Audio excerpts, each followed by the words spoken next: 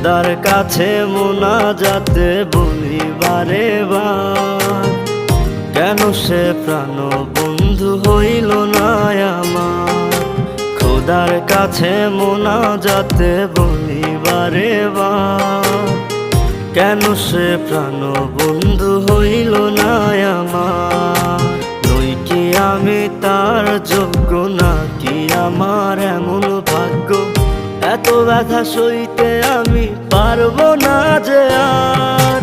খোদার কাছে মোনাজাতে বলি বারে বার, কেন সে প্রাণ বন্ধু হইল না আমার।